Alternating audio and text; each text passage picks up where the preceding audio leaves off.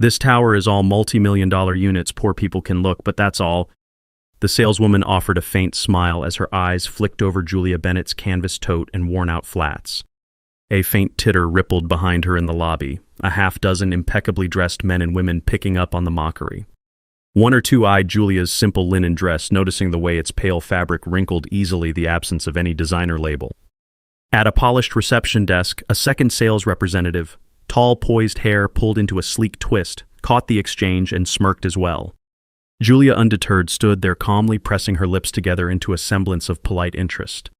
A man in a fitted navy suit leaned against a marble column swirling a flute of champagne that had been handed to him moments earlier. He eyed Julia over the rim of his glass, then said to his companion, "Is she for real? Doesn't look like she could afford a parking spot around here, let alone a unit." His companion, dressed in a slinky black dress, snorted softly, casting a pitying glance in Julia's direction. When the saleswoman turned back to her, the same strained smile on her face, Julia spoke in a soft voice about wanting to see the penthouse. The saleswoman's eyebrows quirked.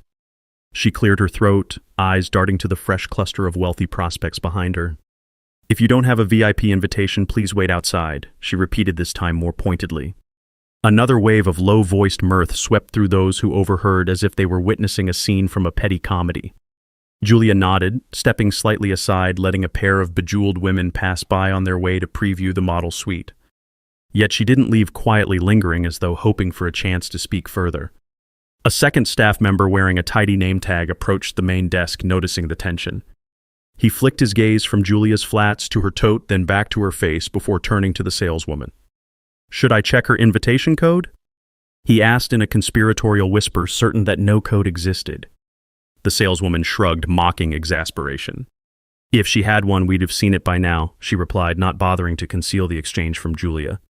Behind them, a set of promotional posters displayed glossy images of the tower's terraces, lavish kitchens, panoramic views. Beneath those posters, a group of potential buyers milled about, champagne in hand, each wearing clothing that screamed money. They observed Julia with the mild curiosity usually reserved for an out-of-place child. One of them, a round-faced older man in an emerald suit, mumbled to his wife, "Reminds me of the help back in our beach house, but even they dress better." His wife gave a short, derisive laugh, adjusting the diamond bracelet on her wrist. Julia let her eyes wander across the marble floor, the swirl of high heels, polished oxfords, and shimmering attire. She carried herself with a posture that was neither aggressive nor submissive. The hush around her thickened when she politely repeated her inquiry. "May I at least see if the penthouse layout suits my needs?" A tall woman with a cascade of perfectly styled hair, apparently the project's marketing head, heard this from a few steps away. She approached wearing a gracious smile that didn't reach her eyes. "We appreciate your curiosity," she said, "but the top-floor penthouse is shown by VIP invite only. We're focusing on serious buyers today. Perhaps you'd be more comfortable with our other properties." The suggestion fell like a hammer. A man behind Julia coughed, covering a laugh. The saleswoman from before added, "We can offer you a brochure for suburban listings." She slid a single card across the desk printed with a modest home's price tag, as though performing an act of kindness.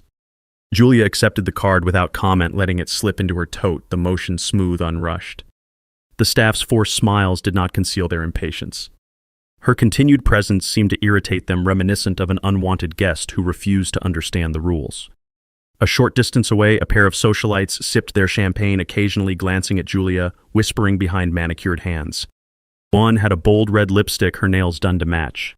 She tittered, "Who arrives at a launch event in a wrinkled linen dress? Did she just roll out of bed?" Her friend, wearing a pale pink ensemble covered in delicate crystals, smirked. She must think the doorman is going to wave a magic wand and let her buy the penthouse for a bargain. The pair broke into quiet laughter that fizzled when they realized Julia wasn't giving them the outraged reaction they craved. An older couple who had just signed in for a private viewing noticed the stir. The husband, leaning on a cane with a golden handle, frowned and shook his head. The wife, wearing an austere black suit, muttered something about lack of security screening. They turned away, heading toward the elevator that would whisk them to the upper floors for their exclusive tour. The swirling hush around Julia deepened, punctured only by the clink of glassware. Staff and potential buyers seemed to share a collective assumption that she was an intruder from a lower class, a naive visitor crossing the threshold into a realm she couldn't possibly afford. Another staffer arrived with a tray of canapes offering them to various guests, but pointedly skipped Julia as if she didn't exist in that capacity. Julia stood still, eyes flicking to the canapes only momentarily, then letting the moment slide. Minutes dragged. The lounge area framed by the building's promotional stands filled with more high-rolling clients, men in crisp suits exchanging business cards, women in sculpted dresses swirling wine or champagne, all under the watchful eye of staff who buzzed about with forced smiles. Julia's quiet figure near the side remained an unsolved puzzle for them. A flamboyant man in a neon green suit paused to observe her from a distance, angled his head, and said to no one in particular, "Is that part of some marketing ploy?" Like a fake shopper to highlight how out of reach the units are. A short laugh answered him from a staffer, but no direct reply. Julia let their speculation pass, never once giving them the satisfaction of protest or flustered defense. Eventually, another wave of guests formed a line at the main desk for the guided penthouse tour. The sales lead overseeing the queue cast a cold glance in Julia's direction. "Ma'am," she said, raising her voice slightly, "we'll need you to step aside. This group has scheduled appointments." A man sporting a meticulously styled mustache turned to look at Julia, raising an eyebrow in contempt. "Let the real buyers through," he quipped. A smirk spread among his companions. Julia inclined her head calmly, moving just enough to let them pass. She lightly gripped her taut eyes resting on the tall glass doors that led out to the corridor. A staffer, catching sight of her hesitation, repeated under his breath that she was free to wait outside if she wanted more information. The fatherly older man with the cane, returning from a partial tour, recognized her near the desk and gave a snort of annoyance, shuffling away quickly. The tension in the air left a stale taste and undercurrent of cruelty that dripped from each condescending remark. At last, Julia decided to shift from the central lounge to the corridor beyond. She walked with unhurried grace, weaving through the pockets of expensive suits and dresses. Some parted for her, others expected her to sidestep them. She complied without complaint.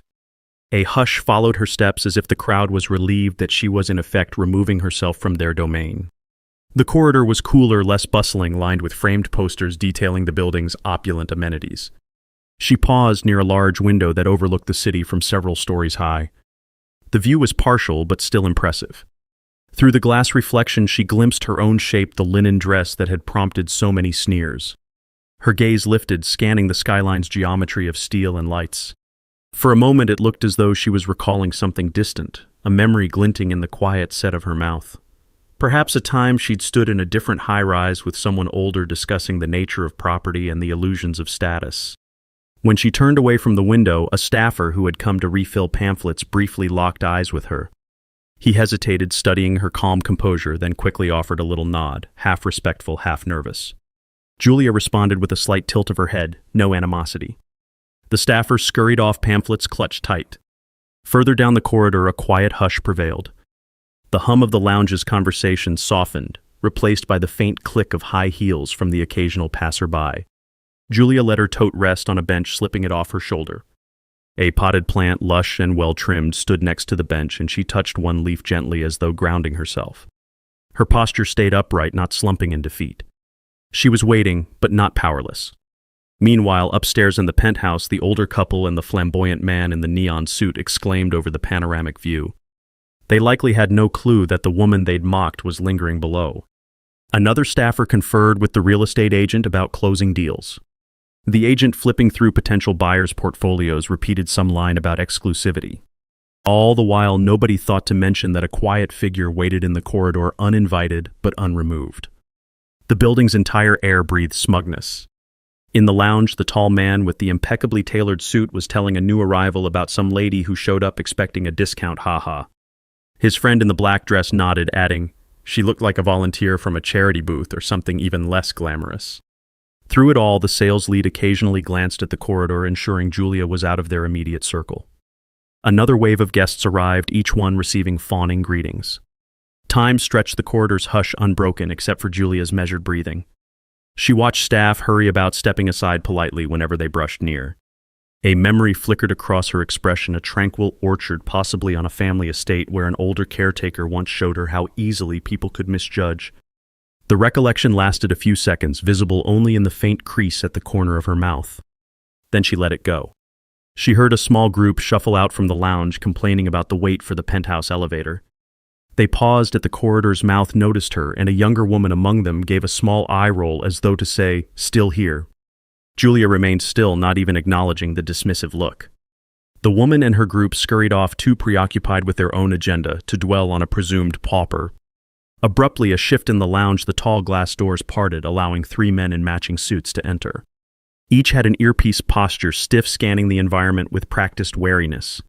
Something about them signaled professional security, not just ordinary staff. The lounge's hum began to recede, replaced by a new tension that made everyone turn their heads.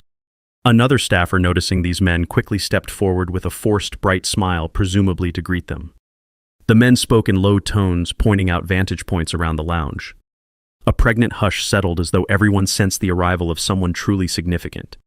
Julia, from her vantage in the corridor, recognized the pattern of security forming. She lifted her gaze, exhaling very slowly. The staff near the reception area suddenly straightened. In walked David Harrison, wearing a suit that was distinct for its understated elegance rather than flamboyant detail. The entire lounge seemed to compress around him, staff and guests noticing how the security detail parted for him. Some recognized him from business headlines, a billionaire tech mogul rumored to have major stakes in prime real estate. Indeed, many suspected he was the silent partner behind this tower's development. The older real estate agent in the lounge gaped. The flamboyant man in neon took a half step forward as if to greet David, then thought better of it. The hush thickened, every pair of eyes pinned on him. David scanned the lounge with purposeful calm, as if seeking someone. His expression grew subtly puzzled when he didn't see what he wanted. Then his gaze fell upon the corridor. Ignoring staff who tried to approach him with welcomes, ignoring the flamboyant man's half-raised hand, he crossed the floor toward that hallway. The hush trailed him, a wave of silence in his wake. Julia, hearing the brisk footsteps, turned. Her posture shifted from waiting to acknowledging. One corner of her lips curved in the gentlest of smiles, almost impossible to detect, but David saw it. He crossed the last few paces, the hush behind him deepening as staff and onlookers realized he was greeting that quiet, plain-dressed woman. "Have you been waiting long?" David asked her in a voice pitched so only a few staffers near the corridor could overhear. She tilted her head, a small negative gesture. A staffer at the corridor's mouth took an involuntary step back, glancing wide-eyed between David's expensive suit and Julia's humble attire. The man in the navy suit, still lurking by the lounge, recognized David's face and swallowed color draining from his features. Another wave of realization rippled through the crowd. People who had mocked or laughed at Julia moments earlier now found themselves turning pale, connecting the dots. She was with him, or more precisely, he was with her. David slipped an arm around Julia's waist, the gesture warm and familiar. Then he addressed the cluster of staff who'd begun to gather near the corridor in confusion. "I told them to prepare the penthouse so you could choose in peace," he said to Julia. "Was that not arranged?" She gave the slightest shake of her head, quiet and unaccusing. The staff glances ricocheted off one another, panic evident in their faces. The sales lead, hurrying over, voice trembling, tried to explain that they hadn't realized who she was. David's expression remained calm, though his eyes hardened. "Never judge a client by appearance," he said, voice unwavering. "This is my wife, Julia." That final revelation hung in the air like the closing of a steel vault. Heads turned, jaws slack. The flamboyant man in neon nearly dropped his phone. The older real estate agent clenched his cane so tightly his knuckles whitened. A handful of staff who had mocked her the loudest wore expressions of visible horror. Julia stood near David's side, letting him speak for both of them. She looked at the staff with gentle composure, neither vengeful nor smug. Her silence in that moment acted as a mirror, reflecting their earlier unkind words back to them. A visible wave of self-consciousness swept through the lounge. Some attempted to step forward, presumably to apologize, but David turned away from them, focusing on the sales lead instead. "Escort us to the penthouse," he said. "We'll see if it suits her tastes." The sales lead nodded vigorously, stuttering about how they'd do it immediately. She beckoned them toward the private elevator that was once reserved for VIP tours alone. David guided Julia forward, and the staff parted like a corridor of penitent courtiers. Some of the watchers in the lounge, including the flamboyant man, realized the entire dynamic had flipped in a heartbeat. Where they once felt comfortable mocking her, they now shrank under the weight of shame. In the elevator, David pressed the button for the highest floor. The manager who had rushed in with them began speaking in hurried, apologetic tones about the penthouse's features. Julia listened quietly, her tote still slung over her shoulder, the same scuffed flats on her feet. David's presence radiated a calm power that made further explanation from the manager unnecessary. They reached the top floor, stepping into a corridor lined with tasteful art. Just beyond was the penthouse door leading into an expansive living area walled by floor-to-ceiling windows. The city's evening lights shimmered in the glass, giving the suite a sense of lofty grandeur. The manager rushed to switch on more lights, trying to exude an aura of readiness. David and Julia walked in unhurried steps, taking in the space. The manager pointed out the panoramic terrace, the high-end finishes, and the potential for customization. She spoke breathlessly, aware that a single misstep could spell disaster for her job. Julia paused near a floor-to-ceiling window, gazing at the skyline. The reflection of the suite's interior overlaid the lights of the city, merging them in a mirage of luminous shapes. David asked her quietly if she wanted a certain type of flooring. She responded with a short, almost whispered phrase about preferring simpler materials, something less glossy. The manager nodded, scribbling notes as though the word of a queen had been issued. They toured the private rooms, next a master suite with a balcony that overlooked distant bridges, a study area with potential for a personal library. At every juncture, the manager sought to highlight luxury features, but Julia's reaction remained subdued. She'd run her fingers lightly across a surface or glance at a detail, then pivot her attention forward. The manager sensed that no attempt at impressing her would overshadow the memory of how they'd treated her downstairs. Eventually, the entire walkthrough ended and they returned to the main living area. David turned to Julia, quietly asking if she approved. She gave a small affirmative nod. The manager exhaled in relief, promising to expedite any renovations needed. David thanked her curtly, then said they'd finalize the purchase soon. The manager nearly dropped her clipboard in her eagerness to concur. Julia offered a gentle, perfunctory acknowledgement, then walked with David back to the elevator. Silence weighed on all involved. Downstairs, the lounge remained subdued. Those who had once sneered at Julia braced for them to reappear, uncertain how to handle the moment. David guided her out of the elevator, staff parted again, and they crossed the space. No one dared intercept them. A few tried to muster an apology or a greeting, but the security detail held them off. Julia and David left the tower. Outside, a black sedan idled by the curb. The city's neon signs flickered in the reflection of the car's polished door. David opened the door for Julia with a gentle, familial familiarity. She slipped inside, her expression as composed as when she entered. The driver closed the door behind them, and the sedan joined the stream of traffic, taking them away from the towering edifice. Inside that building, many stood silent, grappling with the abrupt shift from mocking a woman's canvas tote to confronting her as the wife of the city's leading billionaire. Some staff promptly began discussing how to salvage their reputations. Others recognized that no explanation could erase their cruelty. Word spread quickly among the employees, from the flamboyant man in the neon suit to the older real estate agent with the cane. They realized their self-assured judgments might cost them more than social embarrassment. Over the following weeks, a new corporate policy emerged. Every visitor would be greeted with respect, regardless of appearance or perceived net worth. Certain staff rumored to have disrespected Julia most flagrantly found themselves reassigned or quietly dismissed. A hush reigned in the building's lounges, replaced by a watchful courtesy, as though anyone could be the next hidden power. Meanwhile, prospective buyers still came in droves to see the luxurious suites, but employees no longer smirked at simple attire. The story of the fiasco traveled through the city's real estate circles with remarkable speed, cast as a cautionary anecdote about arrogance. People retold the tale. A woman in flats walked in, they laughed, then her billionaire husband arrived and the entire tone flipped. The memory served as a moral lesson urging humility. Some older folks who recalled times they'd been humiliated for dressing modestly found satisfaction in retelling the story, praising Julia's unyielding poise. Julia continued life with her trademark discretion. Occasional glimpses of her at modest shops or strolling in a park wearing the same linen style reaffirmed rumors that she disdained flaunting money. Friends of David quietly noted how his wife radiated a calm that never faltered, an attribute some attributed to a strict upbringing. At times, small details surfaced, a faint monogram on her tote matching an ancient high-end brand known only to insiders, or the way certain older philanthropic families recognized her from private gatherings. Yet she never boasted, never corrected misimpressions. If asked, she simply nodded or offered a benign half-smile. Eventually, the penthouse renovations were done. A hush announcement indicated the owners had moved in. The building staff, now thoroughly trained to greet every occupant with courtesy, found a renewed sense of pride in their improved service. But deep down, many remembered the day they almost lost face entirely. The flamboyant man in neon resigned from the project, stating personal reasons. The older real estate agent with the cane moderated his tone in future dealings, no longer quick to dismiss unassuming visitors.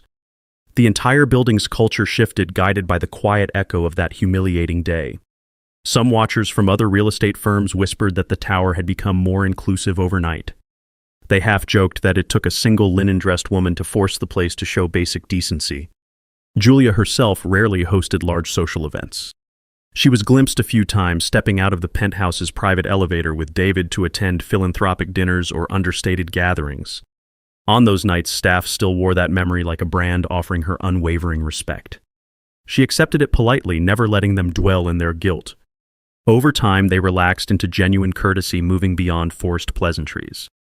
If by chance a new hire in the lobby commented disparagingly about a plainly dressed newcomer, older staff swiftly corrected them, referencing a story that had for them become mythic. "We once did that," they'd say, and it was the building's darkest day. In the city's social scene, a swirl of rumors tried to pin down Julia's background. Some claimed she came from old money carefully hidden behind an unassuming life. Others speculated she'd grown up ordinary and married into billions. The truth rarely surfaced, and she never volunteered it. But in private circles, a few well-connected individuals remembered a stern patriarch or a quiet mother who once visited a grand estate, glimpsing Julia as a child taught from an early age to find strength in stillness. A stray detail might have emerged, a cameo of her as a teen standing in a large orchard listening to wise words about self-respect. Little puzzle pieces that never fully formed a public picture. She never confirmed or denied any of them. Then one evening, months after their official move-in, a small group of city influencers was invited for an intimate housewarming. They arrived each in carefully chosen outfits, unsure what tone to expect. The penthouse soared with understated elegance. Some custom elements Julia had requested replaced the typical gleam. Soft wood floors, subtle lighting. The ambiance contrasted with the glitz they had imagined. David greeted them warmly, introducing them to Julia with minimal fuss. A short dinner followed, each course served in a refined but unpretentious style. The guests accustomed to flamboyant parties found themselves disarmed by how calm everything felt. Julia moved among them with quiet efficiency, not ordering staff around, but assisting or offering small conversation. One or two had heard rumors of the fiasco, recognized staff from that day, and realized the difference in the building's vibe. The staff was polite to a fault, yet not in a plastic way. After dinner, one of the guests, a middle-aged woman known for her sharp tongue, approached Julia near the panoramic windows. She commented softly that she'd once seen her in the tower lounge, but at the time didn't realize who she was. Julia listened, a gentle half-smile. The woman fumbled an apology, referencing the cruel remarks she'd overheard from others. Julia's response was a nod and a quiet remark that it was all in the past. The woman's relief was tangible. Observing from a corner, David gave an approving glance, reaffirming that his wife needed no drama to set things right. The rest of the housewarming passed with subdued conversation, the city lights twinkling beyond the glass, and when the guests departed, they carried a renewed sense of humility with them. Eventually, the tower settled into everyday life. Occupants came and went, staff performed their duties, and the memory of that humiliating day drifted to the back of people's minds. Yet in subtle ways, it shaped how they greeted each newcomer. No one wanted a repeat of the fiasco that ended with David's quiet wrath and Julia's silent, unwavering gaze. On the rare occasion Julia walked through the lobby, staff stood a bit straighter, not from fear, but from respect for the lesson she had taught them by simply existing. The same hush that once accompanied her departure now signaled her arrival, but it wasn't an ominous hush, more a gentle hush, as if acknowledging her presence was a reminder that empathy must overshadow superficial judgments. People learned to see beyond frayed shoes or simple dresses, worried that behind those unassuming details might lie a person whose influence dwarfed them all. Those who had once mocked her faced consequences beyond the tower's domain. The flamboyant man in neon found fewer invitations to the city's parties, as some hosts distanced themselves, not wanting to offend the Harrisons. The older real estate agent discovered that deals slipped away from him, as key clients recognized him as the man who'd ridiculed the billionaire's wife. Even the smaller staff who had joined in the scorn discovered their reputations tarnished among colleagues. In the hush of staff break rooms, they spoke of how a single day's cruelty could unravel so much. The building's new manager, installed after a reshuffle, reminded employees daily treat each visitor with compassion. They never knew who might be the next Julia. Julia herself rarely gave interviews or statements, letting the city's rumor mill spin. On a quiet morning, she strolled with David into a philanthropic center wearing the same linen style. A few recognized her from the tower incident, though no one approached. She engaged calmly with the charity staff, discussing expansions, never uttering a word about her property. Observers marveled at the incongruity: a woman wealthy enough to purchase the city's priciest penthouse, yet dressing as if wealth meant nothing. That incongruity was precisely why the lesson had burned so sharply into the tower's memory. She had forced them to see that the veneer of style or brand was a fragile measure of a person. By the one-year mark of the tower's launch, life within it had normalized. Many expensive units sold, new residents moved in corridors filled with polished decor, and staff upheld their courtesy. Some newcomers who heard fragments of the story about a simple woman turning out to be the tower's biggest power didn't fully believe it. They'd chuckle, saying that's just an urban legend. But the older staff, or those who'd been there that day, would exchange telling glances, recalling how she'd stood among them, absorbing their insults without a blink. The real estate lead, forever changed by that fiasco, rarely wore the same haughty expression. She'd grown more subdued, ensuring no potential buyer, no matter how plain, was dismissed. Others who still had jobs did likewise. The tower's culture underwent a subtle, lasting transformation. She did not raise her voice. She did not hurl vengeance or demand kneeling apologies. She let them drown in their own scorn when the truth arrived. And in the end, that quiet, unwavering calm set everything right. If this story resonates, let its gentle courage remain close. If you choose to share, may it travel to those who've known the sting of prejudice. We'll keep this memory alive for you, a testament to how stillness defeats arrogance. If you depart from it now, carry her composure like a soft ember of hope, and let it guide you whenever you see someone judged for the clothes they wear or the silence they keep.